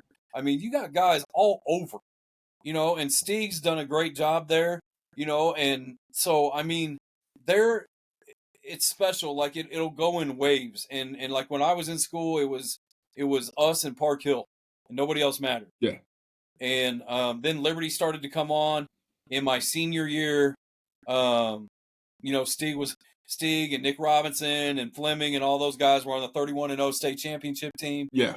You had Scotty Carroll go through there a few years after that, quarterback at Southern Illinois. I forgot about Scotty Carroll. I forgot about him. Now, because I know Hobbs and I talked about this, and we were talking about, how the border, the difference between Liberty, North Liberty, how it changed and all the athletes. As I said, when I think about it, now that I live in Blue Springs, how Blue Springs used to be a powerhouse. Yeah. Now it's like Blue Springs South has gained all the talent, has their girls are number one in the softball side. Blue Springs is coming up. Blue Springs South has been competing for district championships and state championships. Right. Blue Springs is starting to come back up, but they still struggle. Like, where do we find, like you said, I guess it's because of the money issue, but why all of a sudden you start to think these schools are starting to get more talented than the other ones? Well, because, so I'll just use basketball as an example. A lot of these high school coaches, okay, like Sharon, he runs an AAU team. Yeah. So what do you think's going on with those AAU tournaments? Yeah. When he was at Lawrence Free State, like, what do you think's going on? Yeah. Like, you've got coaches now, like Billy Thomas, right? He's at Rockhurst. You've got actually, and funny enough, I was trying to get Billy Thomas on the show. He never returned my text. I might have to hit him up. And then you have Hawkins at Pembroke Hill. Yes. Okay. Like those guys. Let's you guys, they just know how to do it. They're everywhere. I mean, just rock chalk. So, it's funny how, because the AAU coaches, high school coaches are getting more into that. And so I think that a lot of them, and every sport's different. Like football, there's no, like summer baseball, there's none of that in football. So it's like, you want to go to the best school possible, obviously, that has a track record of moving kids on. Yeah. You don't have a summer opportunity. Basketball, our high schools becoming more lenient per se, is saying having kids come into the district just for sports reasons. Well, I think that, so I asked my sister about it, and she said, like, with Zeke, okay, like he can transfer if he wants to, but the whole family has to come. Like, it just can't be, I live with dad, da-da-da-da-da, and my parents are separated. No, they're not separated, okay? Like, whatever. So his whole family had to move into the Oak Park district, okay? The kid that signed with Alabama from North, his whole family moved into the Liberty district. There's stuff that goes on all the time. Like, high school sports has become, I mean, you can make an argument, the most dirty out of all of them. Because everybody's like, everybody wants to go to Liberty North right now. Yeah. Everybody wants to play high school basketball for Sharon. Like, it is what it is. Does schools, and I said the school, like Pius, like Pembroke Hill, like Rockhurst, come on, you need to tell me they're not recruiting, because they really have no boundaries. But they can. St. Thomas Aquinas. But they can, because they can give scholarships. Yeah. So that's a little different, where, a public school, they can't. So they officially, like, have to move and show proof of residency there this and that. But I mean, it's prominent everywhere. But up here in the Northland, like basketball's pretty good. Liberty North, obviously dominating football like nobody's business, and dominating a lot of things. Volleyball. I mean, it's nuts. So the Northland is really got some really good athletes up there. A very big hotbed for high school sports in our area. Pious wrestling, just yes, live in Kearney or Lathrop or any other town, and your dad can become a maintenance man, and magically you're top 103 pounder in the state, going to Iron Man. Top 150 pounder in the state, going to Iron Man. Wrestling at Iron Man. Pius himself too is one of those. All you have to do is pay the tuition. Man. Yeah, but I mean, doesn't matter where you live. You look at some of the top, like wrestling, for example. 2 of the top programs in the state, one of them being in the country, okay? Both coached by Oak Park guys. We're just going to keep doing what we're doing. Yes, they are. Dustin Burr at Liberty. Yep. And Elijah Bears at Staley. Yep. Yeah, both those dudes, they wrestled for Mayab. Kind of have an idea about what's going on. Everyone that wrestles for Mayhab's a dude. Yeah, exactly. I was telling Dave, we used to stick around when Mayhab's kids were out there. We would stick around after Lawson wrestled to watch Oak Park wrestle, just to watch those kids just fucking absolutely boat race everyone. It's nuts. Yeah, it's it is. And the thing about Mayab that people don't realize is, like, if you took his psychology class, it was incredible. It was absolutely incredible. Like, the man is just he's a motivator. He's a motivator. And like all the state champions, that we've had individually and team, like he doesn't talk about it. That's crazy. He doesn't talk about it. Yeah, we'd go down there. We'd go down there and watch that man. Like, we'd go down there to watch my buddies wrestle, and then, after my buddies would wrestle, they'd be like, "Hey, man, stick around and watch Oak Park wrestle. You need to see what's about to happen." And then watching that man on the mat, and then watching those kids wrestle every year after year, you're like, "My God, man, it's special." Like it was a special time, and but then the thing that kills me is like, what it doesn't matter if like you have success. So like Oak Park, didn't have success for a time period because of Staley. And so, we were always kind of playing second fiddle to them. And then today I see on Facebook in this Oak Park alumni group, jokingly, he makes the comment, Oak Park should go get Saban or Belichick. Right? And then some dude pops off and is like, "You're a jerk." After what Kenny Clemens has done there, after the season they had, I'm like, can you just relax? Well, hey, my understanding is that Staley's football coach stepped away. He did. And maybe he's just making way for Nick Saban to come on in. I mean, I would be one pissed off motherfucker if that happened. But I mean, that's the thing is like people just like need to relax. Like, it's sports, and I get it. We're all passionate about it. But, like, come on, man. Like, I joked around about how, one of my buddies, he texted me, and he goes, "Did you know Saban was at North?" And I'm like, "Yeah."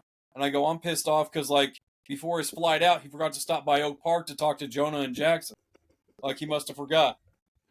Well, like Hobbs and I talked about, that's what's great about high school sports. Someone like you're very proud North man.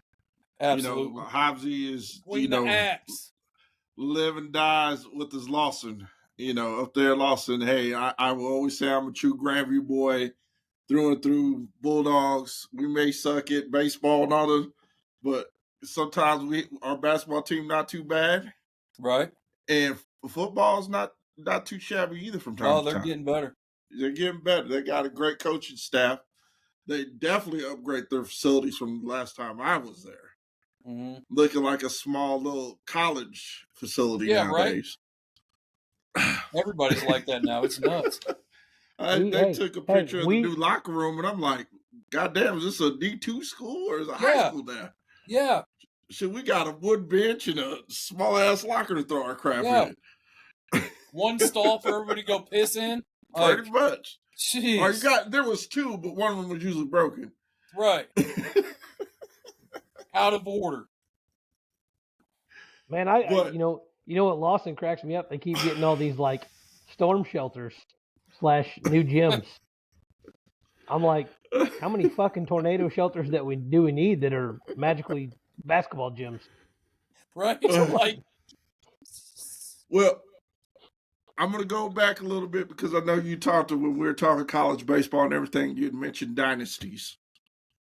And I'm going to mention one for you because I know who you are. I did see rankings of the women's softball rankings. You betcha. And, you betcha. And Miss Patty Gasow has them Sooners at the top of the board going for a four-peat. Do they do it? Okay. They may not lose another game again this year. Like, come on. They can fucking rake. Rake. They play defense. I mean, it's dumb. It's crazy watching them play softball. That's insane. I love it. So, you know, and they're doing Love's Field. They're getting a new facility for the ladies. So, the one thing though, like the one thing about that, and again, I'll get back to, if you look at any successful program, okay, like we'll take the Detroit Lions for example. Why are the Detroit Lions good? Do they have good players? Man. Yeah, but what did he do? He came in and he changed the culture. Yeah, changed the whole fucking culture. The whole culture. And he's like, listen, I know what the Lions were before, but it's stopping now. God and damn it, we're biting knees, baby. Yeah. I mean, everybody saw his first press conference. And that's the thing, like, it's, in my opinion, it's not easy to get to the top. But it's a lot harder to stay on top. Why is Nick Saban the best coach ever? Because of the culture. Why is Bill Belichick the best coach? Because of the Patriot way. Why is Patty Gasso the best coach? Because of the culture. She is staying on top for as long as she can. Yeah, and that's the thing. Like, I mean, and then because I was looking at the rankings and I said, good Lord, the SEC in women's softball alone is going to be, I don't care if you're not a fan or not, of the SEC. Yeah. Like, you mean to tell me that you're not going to love to see, I mean, that's like watching Georgia play Alabama in college football. Like, and you mean to tell me you're not going to love to see Tennessee, the number 2 ranked team, compete against Oklahoma in conference play? That's awesome. But I mean, that's the thing. You're talking about like not just one weekend. Like you're talking about a 3-game set, probably. Yeah. You know, so with OU going to the SEC, and oh my God, did you hear what Brent Venables said? He said Nick Saban. He came out and quoted saying Nick Saban retired because he's scared about OU coming in the SEC. I'm like, okay, can we just stay a little low profile for a little bit here before we start doing stupid stuff? Like, good grief. Put it like this. I looked it up. This Softball America, their preseason ranking. You have, when you think next year, the SEC, they have OU number 1 this year, Tennessee number 2. God, they have Georgia number 6. You have Texas, will be SEC next year. Yeah, we don't talk about them, though. Then Arkansas, number 8, all rounding out all in the top 10.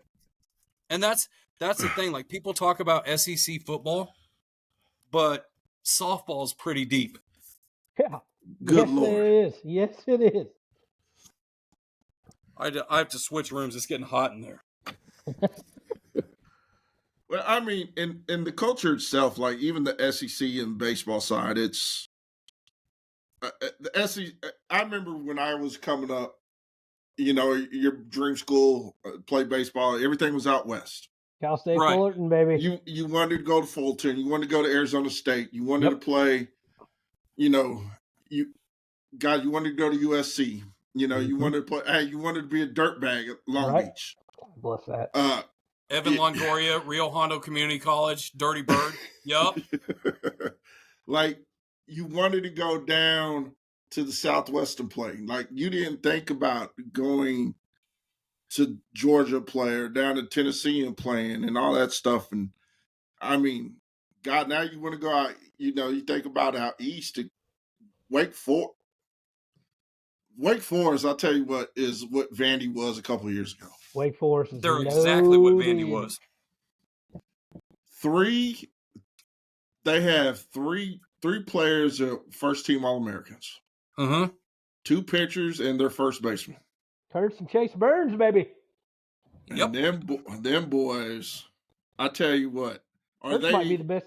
You're saying Kurtz might be the best hitter in college baseball. You could make an argument for it for sure. He's got to be up there. Hey, he fucking rake. Well, he don't have the best hitting nickname of college baseball. That's Tommy motherfucking Tanks. Tommy Tanks. Go Tigers. Tanks. Gotta love you some Tommy Tanks, baby. Hell man, yeah. I tell you what, Joe, it's always fun having you on. I hope that they get your paperwork, solved and all that stuff. Hey, you want to talk about recruiting the kids? I don't know why you don't reach out to Coach Mick and talk to him, get out there to 643, even though you kind of put a stab in me on a cheap shot on me. What do you mean? I'll say this. Okay. Like I coached a 643 team last summer. And, I'm a little different in the fact that, like, if I was to coach an academy, I'd go to the evil empire and I go coach at Prodigy. Nobody likes them. No. Why don't they like them? I take that back. No, now, when you say Missouri side, maybe, but I think there's a lot of BC hate. I won't. That'll be another 2 hours on my tirade on those dudes. Well, what they called now home field. Yeah. Or whatever they're called. And Creekside is now called home field at Creekside. Home field at Creekside. Yeah, they're trying to get their hand in every cookie jar. You had any interactions with little Mr. Mason Danner yet? Yeah. How do you know him? That is our buddy Dustin Danner's son. He has been around us since he literally was pretty much almost in diapers. Yeah. I'll just say so he was a bomber. Okay. Mm-hmm. And he played for me, and all of a sudden we're doing a league that I put together at Fountain Bluff. And I look over and I'm like, why is he playing for the Old School Ducks? What the fuck is going on? And then he went and played for the Old School Ducks. So I'll just leave it at that. Well, I know you talk about Prodigy, and you just mentioned the Old School Ducks. I think they kind of may take that top spot over Prodigy. Listen, okay, so the dude there, the head guy, he's a Crowder guy, so strike one. And then, they just, you want to talk, I'm not a fan. I'll just leave it there. Well, Joe, man, I'm glad you came back on the show before. Hopefully your season gets going. You got me sitting here really going to pay attention to Park baseball. Got you guys followed on Twitter and all that stuff now, so I keep up with you guys, man. So, but appreciate it. Definitely you're a friend of the show. Welcome to the new format. Love the new format. At some point, I'll come on here and figure out how to get on here on time on this motherfucker. Well, see, what's different now is, compared to the Facebook Live was doing, is we wasn't communicating through the live. Now it's just, hey, we can wait before we get started. We can sit here and pick our nose and all that other shit. No one sees it. Yeah, this is like super, super high tech. Hey, I'm out of my league. Wait, I was worried about that. But thank God your wife is still around. Oh yeah. No, I told her. So we were sitting around, and she's like, "Are we gonna go get dinner?" And I'm like, "Yeah, but I gotta be back. Showtime's at 7:30 with the fellas." So then we get back. So I charge my computer. I don't even take my phone with me, and And I come back and I get all set up. And then I'm like, well, shit, I don't know what this means, but it's got a camera with a slash on it. That can't be good. And then, of course, like you come on and I see you guys. And so then, like I'm yelling at my wife to come up here and figure it out, like how to get me on. I'm like, damn. But at least this time, so this time I'm on my laptop. The last 2 times I was on my phone. So at least we got that figured out. Well, yeah. So I will, like I said, man, I appreciate you coming on. It's always fun chatting it up with you and talking baseball, college baseball, and all that stuff. I know I'm itching. We're supposed to be. I could have kept going on topics, but we could be here all night. We could be, because the 50 million more questions I probably could come out and ask. And but it's always fun, man. I hope you come back. We'll do it at the end of the season. Tell me how you guys' the season end up going, man. Good luck to the Pirates. Yeah, the Park Pirates. Yep, fighting Pirates. Fighting Pirates. Raise the flag. Raise the flag. I guess chop the axe and all that other old park shit. Swing the axe. No big deal. We're headed to Chicago this weekend. It's fine. We'll play the number 3 team in the country. It's over. Hey, is it on ESPN? It should be. I don't think it is though. Well, is it on? Because we're on the Cinco. So if it's on the Ocho, us guys at the Cinco, we don't watch the Ocho. Right. We can't. That's just crossing boundary lines. We can't do that. And we're also ESPN Deportes de Cinco. Yeah, absolutely. So we're like, absolutely. Hey, we got that cheap ESPN budget around here. Right. Hey, but we're just getting started though. That's the thing. We're just getting started. Getting started. Hey, man, now we got you. Now people on YouTube are gonna know who Coach Joe Miller is. Oh yeah. Yeah, I don't know if that's a good thing necessarily, but fuck it. But man, we appreciate you coming on, man. Other than that, I have nothing other than saying shout out. Oh, I gotta give my cheap props again, Burt's Bees. Get that Burt's Bees back up. Hey, I gotta get that cheap shout out, Burt's Bees. I'll take a case. I'm sure Joe could use a case. Hobbs could use a case. Like no other. Hey man, trying to get this sponsorship. I gotta get big time, Joe. And yeah, that's where. Yeah. This guy. I don't know who that guy is. He just, I got to stay within budget. He's like, hey man. I hear you. But man, we appreciate you coming on, man. Hey, next weekend, I'm sure you'll like this one. I got to tell Hobbs, you got to freshen up on Kansas City High School basketball.